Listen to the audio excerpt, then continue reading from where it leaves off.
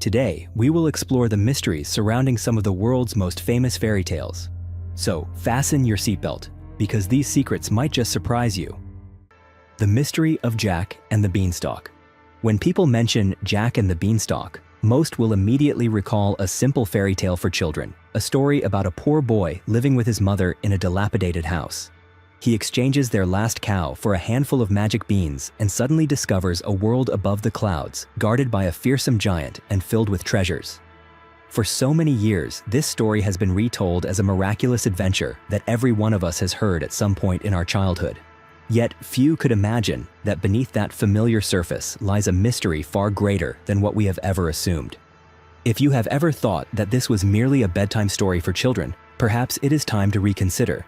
Because as we begin to peel back each layer of this tale, you will see that it is not only about the bravery or cleverness of a young boy, but it also hides ancient legends, secrets that reach beyond the boundaries of ordinary fairy tales. And so, once you know the truth behind this seemingly harmless legend, you may never look at Jack and the Beanstalk the same way again. This story begins in a very simple way, with the image of Jack, a boy living with his mother in a small, humble house in a poor countryside. The life of Jack and his mother is not easy at all. Day after day, they struggle with poverty and meager meals. The old cow is their last asset, as well as their final hope. Then one day, when almost everything in the house has run out, Jack's mother has no choice but to ask her son to take the cow to the market to try and get some money for food. On the way to the market, Jack meets a strange man. Instead of giving him money, this man holds out a handful of small beans and tells Jack that these are magical beans, capable of bringing luck beyond anything he could imagine. With a curious nature, Jack agrees to trade the cow for the beans. When Jack brings the beans home, his mother cannot hide her disappointment. She knows this was their last chance to save the family from starvation, but now, all that remains are a few worthless beans. In her anger, Jack's mother throws all the beans out the window and makes Jack go to bed hungry. Yet, something extraordinary happens that very night. When dawn breaks, Jack is astonished to see a giant beanstalk growing from the spot where his mother had thrown the beans the day before. The stalk is so tall that it reaches up to the sky, piercing through thick, white clouds. Driven by curiosity and a dream of changing his life, Jack decides to climb the beanstalk to find out what mysteries await above. After a long climb up through the layers of clouds, Jack finally sets foot at the top of the beanstalk. Here, he is amazed to see a huge castle floating in the sky. When Jack approaches and knocks on the door, it is answered by a giant woman. She looks at Jack with a mix of worry and warns him that her husband is very fond of eating children. However, seeing that Jack is hungry and exhausted, the giant's wife still decides to help him. She secretly gives Jack some bread, cheese, and a bowl of milk, then hides him in the kitchen to keep him from being discovered by her husband. When the giant comes home, the sound of his footsteps shakes the entire castle. As soon as he enters, he sniffs the air and, in a threatening voice, declares that he can smell the flesh of a child. But the giant's wife quickly denies this and keeps Jack safe. After dinner, the giant falls asleep beside a large bag of gold. At that moment, Jack sees his chance. He quietly steals the bag of gold and escapes safely down the beanstalk and back home. That gold helps Jack and his mother live comfortably for a time, but eventually the money runs out and their life returns to hardship. Once again, curiosity and hope for a better life urge Jack to climb the beanstalk a second time. This time too, the giant's wife helps him and hides him away. Watching carefully, Jack notices the giant's hen that can lay golden eggs. When the giant falls asleep, Jack quickly steals the hen and silently leaves the castle. Returning home with the magical hen, Jack and his mother enjoy another period of abundance, but Jack himself still cannot let go of his longing for adventure and the hope for more miracles. On his last journey up the beanstalk, Jack notices a golden harp that can sing beautiful melodies by itself. But as soon as Jack takes the harp out of the castle, the harp cries out for help, causing the giant to wake up and realize Jack's presence. A tense chase follows, with Jack clutching the harp as he races down the beanstalk and the furious giant chasing right behind him. When they are nearly at the ground, Jack calls for his mother to bring an axe, and he strikes hard at the base of the beanstalk. The giant beanstalk collapses, causing the giant to lose his balance and fall from above, dying instantly. From that day on, thanks to the treasures Jack brought back from the castle in the sky, the mother and son no longer had to worry about poverty. However, hidden behind those familiar details, the story still contains many strange and mysterious things that not everyone has heard of. In every version of Jack and the Beanstalk, there is one detail almost everyone remembers by heart: the famous incantation spoken by the giant whenever he senses the presence of a stranger. Fee, fee, foe, fum, I smell the blood of an Englishman. This line sounds both eerie and strange, and in fact, it is not merely a product of imagination, but has existed for a long time in Western culture. People have heard this chant in Shakespeare's play King Lear, written in 1605, but even in Shakespeare's time, this rhyme was called ancient folklore. Some researchers even believe it may have originated from ancient Gaelic, as a kind of hunting chant or a song of giants in the oldest legends. When we look more broadly across the world, we see the image of the giant recurring in many different cultures. In the Bible, the giant Goliath became a symbol of brute strength when facing David, an ordinary but brave man. In Greek mythology, the story of Odysseus facing the Cyclops Polyphemus is a classic example of a human encountering giant forces. In Norse mythology, the Jotun are powerful beings who exist parallel to, or even before, the gods of the Vikings. This repetition is not accidental, but reflects something deep in the human subconscious.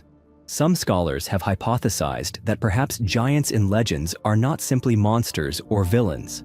They may be faded memories of ancient races or tribes who once lived on Earth. However, due to harsh living environments and dwindling food supplies, they gradually disappeared. Over time, memories of them became distorted and transformed into monstrous giants in stories passed down through generations. If we reconsider Jack's story, we can also ask an opposite question. Are we certain that Jack is truly a hero, or is he simply an invader who enters someone else's world and takes their treasures for himself? From this perspective, Jack is no longer the perfect symbol of courage, but rather takes on the image of a conqueror, representing the desire for possession and power that humanity has carried for thousands of years. That is why these recurring details and the image of the giant not only make the story of Jack and the Beanstalk more captivating, but also hint at a historical and collective psychological depth far beyond a simple fairy tale. Perhaps the most astonishing thing about Jack and the Beanstalk lies not only in the magical details or the image of the giant that we often see in fairy tales, but also in the truly ancient origins of this story. Not until 2016 did folklore researchers truly prove that Jack and the Beanstalk was not the product of England or modern Europe alone, but actually belongs to an ancient group of folk tales called ATU 328, The Boy Who Stole the Ogre's Treasure. Remarkably, this group of tales not only appears in England, but also exists in various forms in Italy, Scandinavia, India, and many other places around the world. Researchers have used genealogical analysis of folk tales, similar to the way we study the evolution of living species, to trace the origins of this plot. The results genuinely surprise the academic world. The story of a poor boy who dares to confront a monster to steal its treasures actually dates back more than 5,000 years, that is, to prehistoric times, before even the greatest civilizations of humanity were born. This story has been passed down orally from generation to generation, and still lives on today in many different forms across cultures. Researchers have even traced the story back to the era of the Proto-Indo-Europeans, an ancient population living on the vast steppes between the Black Sea and the Caspian Sea. These people lived at the end of the Stone Age and the beginning of the Bronze Age, from about 4,500 to 2,500 BCE. They were nomadic herders, they did not build cities, they left behind no writing, and most of what we know about them comes only from ancient graves and grave goods scattered across endless grasslands. Therefore, Jack and the Beanstalk is not just a simple fairy tale, but a living legacy, a rare thread connecting us to a vanished civilization of history. Each time a generation retells this story, even if just to lull a child to sleep, they are in fact preserving a collective memory that has existed for thousands of years. If you have ever thought the story of Jack was just a small fairy tale, take a moment to look more closely. In fact, Jack and the Beanstalk carries a grand motif that has appeared again and again in many civilizations. The motif of the culture hero, an outsider who dares to cross forbidden boundaries, break into the realm of supernatural powers, and bring back for humanity the most precious things. It is easy to see that stories about culture heroes always begin with a character who seems small, weak, or who does not belong to the world they are about to enter. They are often ordinary people, sometimes pushed to the fringes of society. Yet it is these people who dare to risk facing the mighty guardian and bring back treasures that previously belonged only to the gods. We can see this motif in Greek mythology, where Prometheus dares to steal the fire of heaven from Zeus to bring light and life to humanity, even though the price he pays is to be chained and suffer punishment for all eternity. In Norse mythology, Odin also secretly takes the mead of poetry, a sacred drink that bestows upon humans the ability of poetry, knowledge, and artistic inspiration. To do this, Odin must overcome deadly challenges and deceive the guardians of the sacred mead. If we go back to ancient Sumerian civilization, we find the story of Gilgamesh, who defeated the giant guardian of the forest to take the sacred cedar logs that only the gods were allowed to use.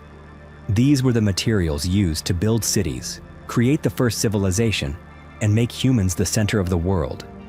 What is the common thread in all these stories? It is a journey into a forbidden world, or a land of death and supernatural powers, where there are guardians that ordinary people cannot overcome. The protagonist must rise above themselves, using intelligence, courage, or cunning to defeat or outwit the guardian. In the end, they bring back divine treasures that help humanity develop and survive to this day. If we reconsider the image of the magic beanstalk in Jack and the Beanstalk, we see that it is not merely a fanciful detail to lead the character up to the castle in the clouds.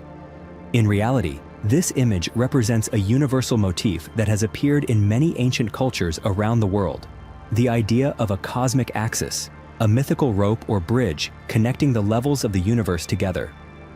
In Greek mythology, there is Mount Olympus, the place where the gods reside at the highest peak, hidden in the clouds, separate from the world of humans.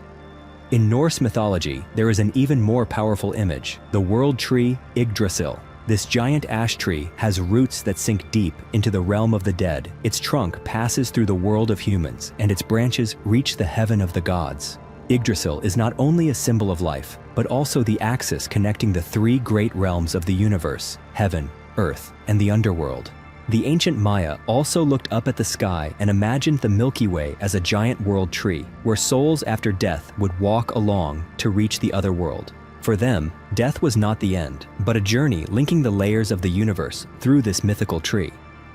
In Hindu philosophy, the image of the Ashvatha tree also carries deep meaning. Its roots stretch upward into the sky, while its branches and leaves reach down to the earth, like a bridge between the world of the gods and that of humans. All of these images emphasize one thing: the tree, axis, or bridge is not only a physical symbol, but also a spiritual one, a gateway to another dimension where humans can communicate with the gods or ancestral spirits. And when Jack climbs the magic beanstalk, he is not simply seeking treasure. It is the journey of a soul leaving the real world, crossing the boundary of life and death, entering another realm to face challenges, and returning with something precious for the world of the living. The mystery of Sleeping Beauty. There are many different versions of the story, Sleeping Beauty, but the most famous and widely known is the version written by the brothers Grimm in their Grimm's Fairy Tales, first published in 1812. From that point on, the image of a beautiful princess with a tragic fate became an unforgettable symbol in Western culture. The story begins with the burning desire for a child from a king and queen. Then one day, as the queen is bathing, a frog suddenly appears and foretells that her wish is about to come true.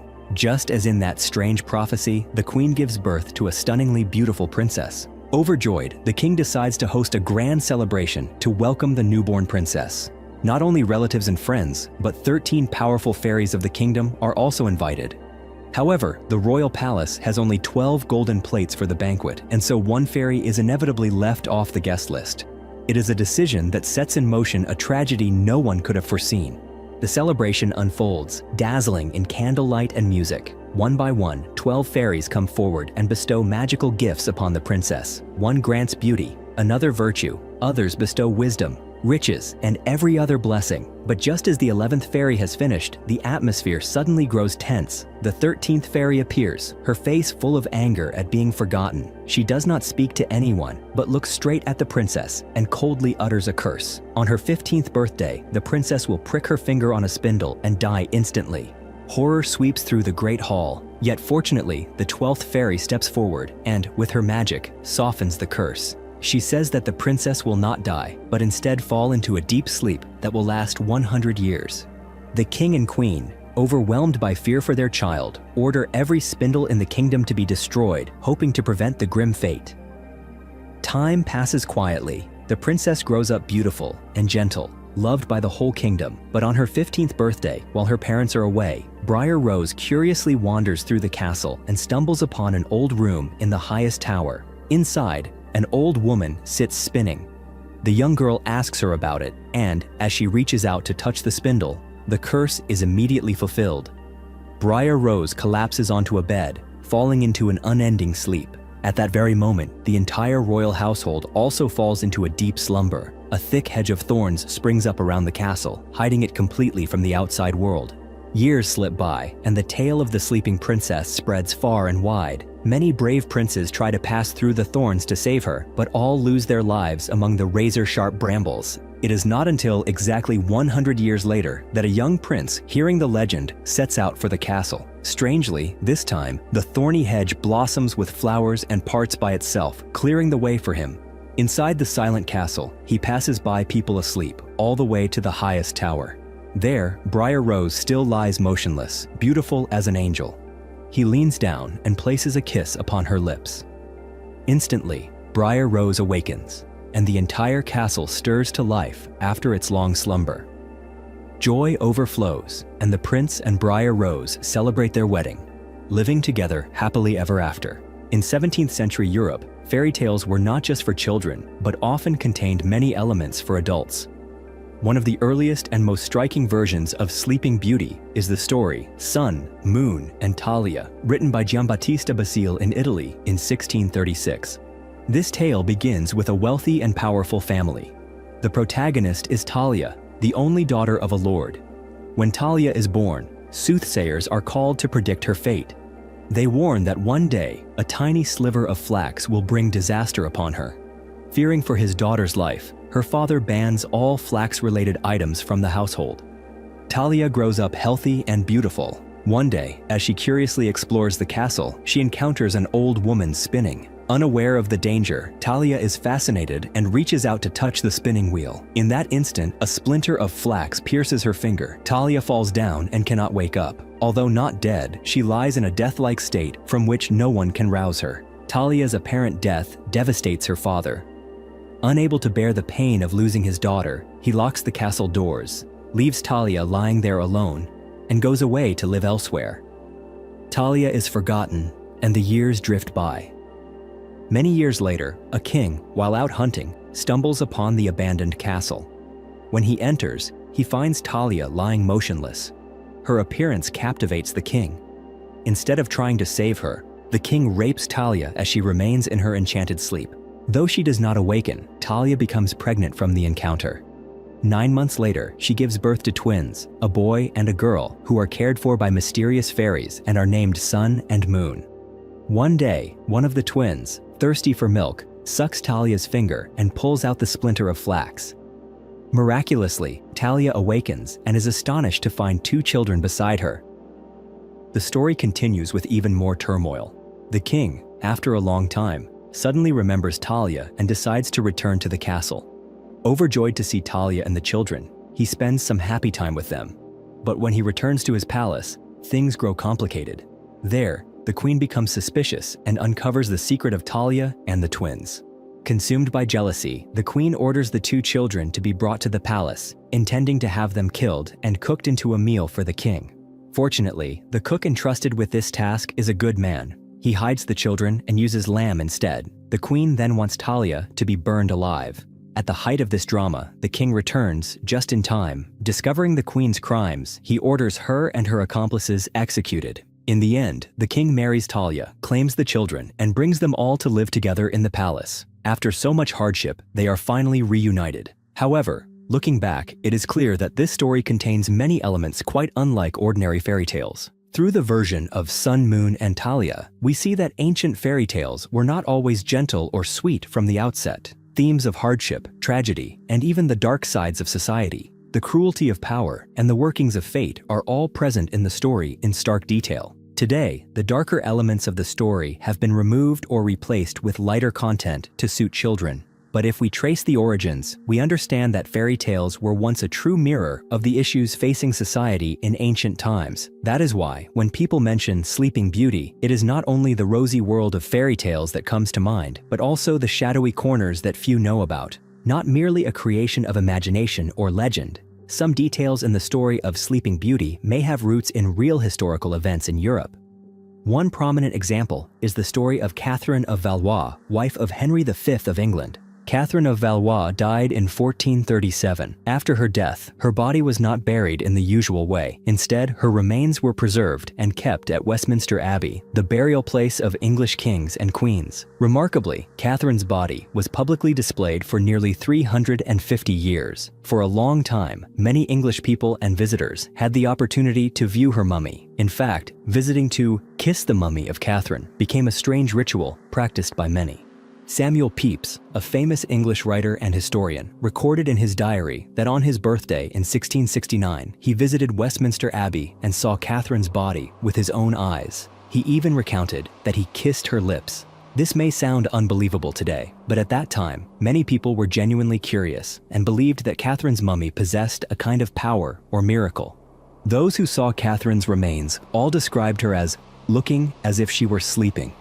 Her face was so well preserved that many were astonished.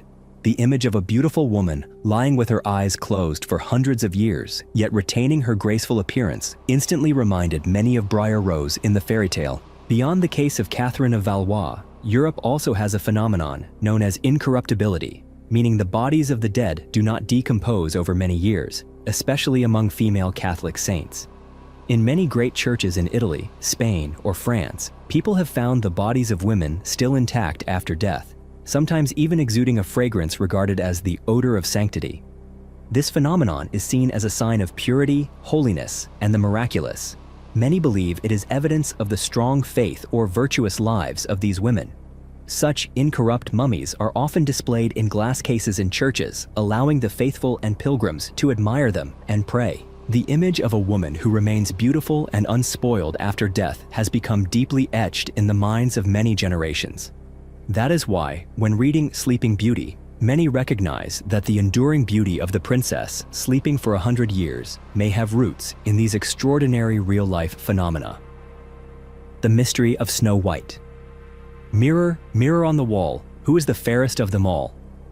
This familiar question not only echoes in the memories of generations of viewers through Disney's famous 1937 animated film Snow White, but it also opens a door, leading us into a mysterious world filled with dark turns behind the fairy tale facade. Behind Disney's sweet imagery lies a long, complex, and at times chilling history that was first recorded by the Brothers Grimm in 1812.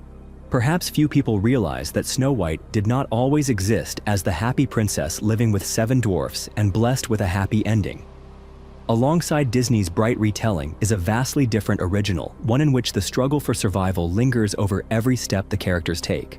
While the familiar image of Snow White from Disney is closely linked to an evil stepmother in the Brothers Grimm's original version, the villain was in fact her own biological mother. She was the woman who once sat by a window on a cold winter's day as snowflakes drifted down and covered the world outside, and in that moment, she wished for a daughter with skin as white as snow, lips as red as blood, and hair as black as ebony. That wish was granted, but it was also the beginning of tragedy. As Snow White grew, her radiant beauty became the source of jealousy within her mother's heart. Day after day, the obsession with beauty and power drove her to consult the magic mirror, always asking who was the most beautiful in the land. And one day, the answer from the mirror became an invisible sentence. The queen is indeed fair, but Snow White is 1,000 times more beautiful. Tormented by this truth, the queen wasted no time in plotting to eliminate her own daughter. She hired a huntsman and ordered him to take Snow White deep into the forest and kill her, then return with her heart and lungs for the queen to eat. In ancient thinking, eating the organs of the young was believed to bring strength and eternal beauty. But the huntsman's compassion spared Snow White's life. He decided to let her go and killed a wild boar instead, taking its heart and lungs back as proof. Alone, Snow White wandered lost through the dark forest until she happened upon the small house of the 7 dwarfs. It was these unusual friends who welcomed her and offered her a safe haven deep in the woods. One might think that danger was behind her, but the queen's hatred only grew. She disguised herself 3 times in order to kill her daughter, each time employing a more devious trick than before. First, a suffocating lace bodice, then a poisoned comb, and finally, a gleaming red apple laced with deadly poison. Each time, Snow White narrowly escaped death, and only thanks to the dwarf's quick thinking did she survive the first 2 attempts. But the third time, after biting into the apple, she collapsed, lifeless. In sorrow, the 7 dwarfs placed Snow White in a glass coffin, unable to bury her because she still looked as beautiful as if she were only asleep. Time passed until one day a prince passing by was captivated by her pure beauty. The prince asked to take the coffin home. On the way, a tired servant accidentally struck Snow White's back, dislodging the piece of poisoned apple from her throat.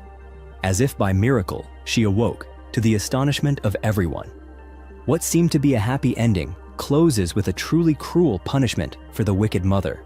When she heard that Snow White was alive and about to marry the prince, she attended the wedding. But there she was, forced to wear red-hot iron shoes and dance until she collapsed and died.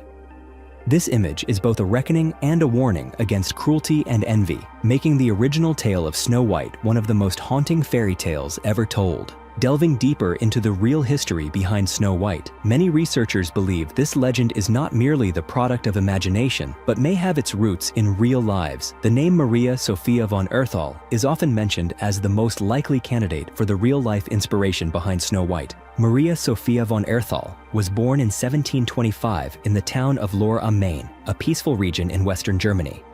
Her family was not only wealthy, but also famed for possessing a large mirror with a lavish red and silver frame, which is still displayed at Lohr Castle, now the city's museum. Uniquely, this mirror was long believed by locals to speak only the truth. Outside Lohr Castle stretches the dense Spessart forest, renowned for its rare medicinal herbs, but also home to the belladonna, or deadly nightshade, a potent poison once used in ancient medicine. The toxicity of belladonna calls to mind the detail of the poisoned apple in the Snow White tale. Maria Sophia's life was also marked by its own singularities. She remained single her entire life, renowned for her kindness and charitable works. After her death in 1796, her tombstone at the Diocesan Museum in Bamberg was inscribed, "Christian heroine, resting after the victory of faith, awaiting resurrection." Coincidentally, this detail recalls the miraculous resurrection of Snow White after her near death, as a symbol of good triumphing over darkness. But the story of Snow White's origins does not end there. Another figure, Margaretha von Waldeck, is also believed to be a significant source of inspiration. Born in 1533, Margaretha was the daughter of the Count of Waldeck in western Germany. Her life was closely connected to the region's vast copper mines, where local children labored in harsh conditions, becoming stunted and hunched, a fact that led the people to affectionately call them the poor dwarfs.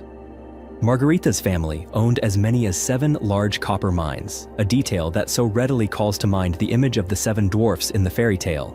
Furthermore, her village was once struck by a mass poisoning when a farmer, suspecting children of theft, handed out poisoned apples, resulting in many tragic deaths. Margaretha herself lived a life shadowed by tragedy. She died mysteriously at just 21, and many records suggest she was poisoned due to religious and political intrigue during a time of turmoil in Europe. Today, her grave remains at the Franciscan monastery, a silent witness to the upheavals of the past. Looking back on these 2 real-life stories, it is easy to understand why scholars and storytellers through the generations have endlessly debated the true origins of Snow White. Perhaps legends and the cruelty of history in these regions gradually took on a mythic hue, eventually transforming into one of the most widely retold stories in human history. It is astonishing that the central motifs of the Snow White story are not confined to German culture alone, but have spread and transformed across a multitude of cultures around the world. In every land, elements like beauty envied, the pursuit by a jealous mother, and the magical return from death are retold with unique shades and details, creating a diverse mosaic that still reflects very human anxieties and aspirations. In Ireland, people still tell the tale of Deirdre, a beautiful maiden prophesied to fall in love with a man with black hair, rosy cheeks, and white skin. That prophecy turned her life into a tragedy of flight and sorrow, as jealousy and hatred stirred among the most powerful. Although not identical to Snow White, the similarities in appearance and fate have led many scholars to see Deirdre as one of the oldest inspirations for the fairy tale we know today. In distant Italy, the story The Young Slave from 1634 also contains familiar strange elements. The main character, Lisa, is poisoned by her stepmother with a comb, then locked in 7 crystal coffins. Years go by, but the girl does not die. She simply slumbers until a miracle brings her back to life. In Greek mythology, we find the tale of Chione, a name that means snow. Chione was famed for her extraordinary beauty, so much so that the gods Hermes and Apollo both fell in love with her. But her beauty also brought tragedy, as the gods used their power to send her into an enchanted sleep, pulling her into a spiral of heartbreaking fate. In Scotland, the fairy tale Gold Tree and Silver Tree tells of a queen tormented by a magic salmon's answer that her daughter is the fairest of them all. Consumed by jealousy, the queen plots to kill her own daughter and eat her organs, hoping to possess her beauty and vitality. But in this tale, the king secretly saves his daughter, sending her away to a distant land to escape certain death. Looking back, we can see that stories like Snow White do not stand alone. They are the distillation of centuries of oral tradition, a tapestry woven from fear, hope, and dreams that belong not just to one culture, but to the heritage of all humanity. That is why, wherever you are, tales of beauty, envy, and miraculous returns from death continue to be told and retold, endlessly changing across eras and across every new land. Thank you for following today's story. If you found these historical mysteries fascinating, be sure to subscribe to the channel and share this video with your friends. Don't forget to leave a comment below about the detail that impressed you the most. See you again in the next videos.